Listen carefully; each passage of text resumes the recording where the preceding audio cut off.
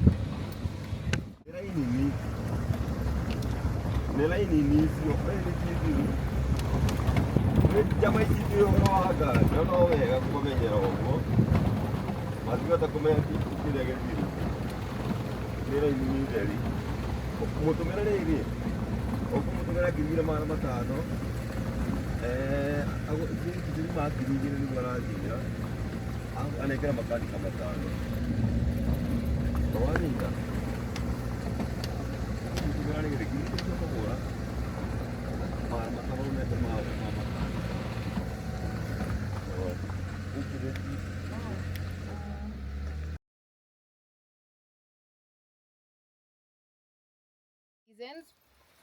We are privileged to be able to pick tea all through the year, and I think that's what gives us the advantage over the other Asian countries that produce tea. We pick all through the year, but we have a high season. Now is the lower season, or we're getting out of the low season because it was really, really hot. Or hot for us, that's about 28 degrees, that's really, really hot. And then October is our high season. There's a good balance of rainfall and sunshine. And so we'd pick from the same bush in about 8 days. Now we're somewhere between 9 and 10 days. Yeah. Other than that division, we have another division because we depend on the same bushes. Really, till kingdom come. Over time, the bush wears out. So we have to prune the tea every 4 years. So we divide the farm into four, and every year we prune a different section. I don't know if you can see on your left, near some housing there, there's an area that looks like a dry patch of brown branches. That's a pruned area. So pruning, they use a machete and they take down all the leaves, and the bush remains just the branches without any leaves on it. It takes about 60 days for the leaves to regrow, and once they regrow, the two leaves and a bud are produced much faster and they're a lot denser. And density is good for us because when we take our leaves to the factory, we are paid per kilogram of tea leaves that we take. Yeah. What type of Yeah. So our farm, in this side of the country, we don't use fences. We use trees to mark our borderline. So our farm starts from the bridge that you came up on, and then it goes down. That land there is the 5 acres that doesn't have any tea on it. It's just trees and shrubs. It goes down to that forest line in front of us, and then that makes its way up behind the house and then to this forest line here. Yeah, so we use the trees to mark our boundaries. Tea takes care of itself, completely dependent on rainfall and sunshine. and the mother leaf does the regenerating of the soil, but it has two major problems. One is a soil fungal disease called armillaria. I am Kikuyu, so I say that one with caution. Yeah. Armillaria. It's a fungal disease. How that came about is because before it was the tea bushes, there were trees. It was all a forest, and so they cut down the trees to plant the tea. But before in some areas they didn't root out the roots of the trees, and so the roots of the trees started to rot, and then that's how the fungal disease comes about. We don't use pesticides on the farm, so when we identify a problem that has been affected by the fungal soil disease, we uproot that bush and then remove the soil, throw it into the forest, and then we plant napier grass. Napier grass is the tall, lonely bush near the gate, the long stranded one. That's napier grass. So we plant it there, give it about a year and a half, and then it would have cleared the fungal disease in that place. And then we replant a tea bush. And then the timing kind of works because the tea bush in the nursery takes about a year and a half before you put it onto the land. So by the time the napier grass has cleared the disease, it's time to put the. But there's about 4 different clones of the same bush. Can you see these bushes that are darker Yeah. and slightly taller than the rest? That's the TN14 clone. This clone grows faster than the other clones, and then its production is higher when it's hotter. So beginning of the year in January, February, when it's really hot, it gives you a lot of production, a very high production. But when the rain starts coming in, its production significantly reduces. So it's a bit more unpredictable in that sense. And then between the tall ones, can you see some whose leaves are slightly yellower or lime green? Yes. That's the BP35 clone. That's like the favorite child. The production is very steady throughout the year, regardless of the amount of rainfall and sunshine. It's not as high as TN14 when it's really hot, but it will average about the same amount of production throughout the year. So when they are cuttings, when you're planting them, it's very difficult to see the differences. So my grandmother didn't know the differences until they grew. It will still give you good tea, it's just that the production changes throughout the year. So when we have to replace them, whether it's by the fungal disease or by the porcupines, we replace it with the BP35 clone. Yeah, but they all give us good tea. Yeah, and that's why you'll see the bumpiness throughout. Yeah.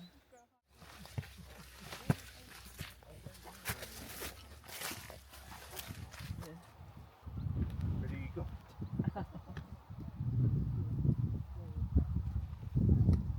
2 leaves is fine as well. Okay. Maybe I'm being too picky.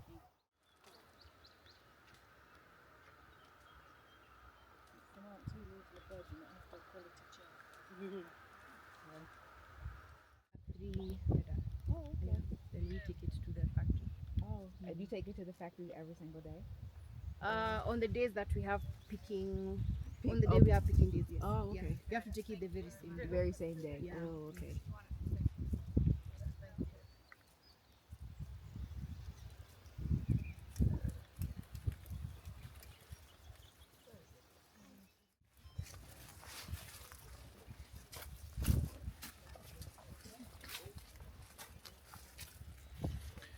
Being out here is such a tranquil feeling.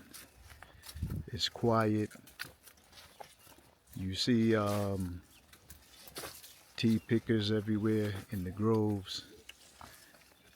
This particular farm has 15 acres worth of tea. Just an amazing story, and I'll let the daughter or granddaughter of the owner tell you guys a little bit about it a little later. So stay tuned. So this is usually the indicator that the fungal soil disease is in the area. So the leaves start to dry up as so. This here and there as well. So when you see it drying up like this, then that area needs to be inspected. One of the ways we try and mitigate the spread of the fungal disease is when a certain area is being harvested, the tea pickers are given their own row. So when we notice that there's a problem, so that, you know, because they can carry it in their boots as they're moving around. So when we give them rows, we almost trying to restrict it to certain areas so that when we see a problem, we'll inspect that row instead of checking the whole field. But also that helps in keeping them accountable, because when you destroy the mother leaves, then it takes longer for the mother leaf to grow and then start producing the two leaves and a bud that you want. So once we give them rows and a certain area is having a problem, then we know who will be accountable for that. And then also to avoid competition, because some of them are slower than others. For example, the ones who've just begun are not as experienced, so they'll pick a little slower. And then they're also paid per kilogram, so when we give them rows, then that makes it a bit fair for everyone, because the experienced ones will pick a lot faster and have a lot more kilos than the slower ones. From the concrete jungle of Washington, D.C. to tea farms in Nairobi, Kenya. I mean, what more can you ask for, fam? Life is what you make it. Never forget that. Ja, no.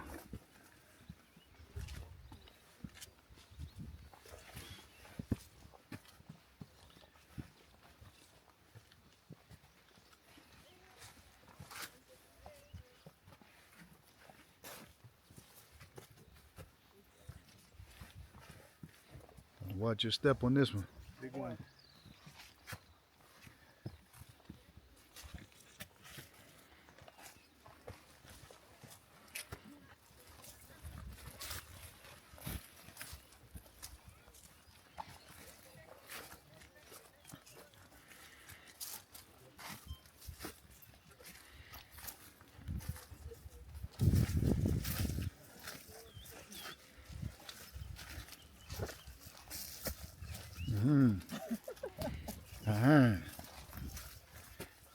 It's all right.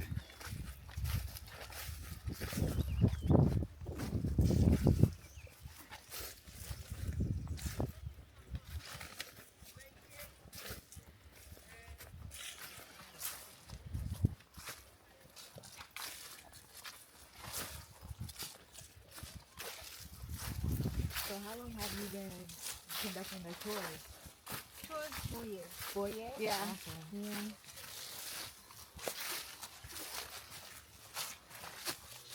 I enjoy it. I mean, I've met so many people I from can so many imagine. places. Yeah, I can imagine.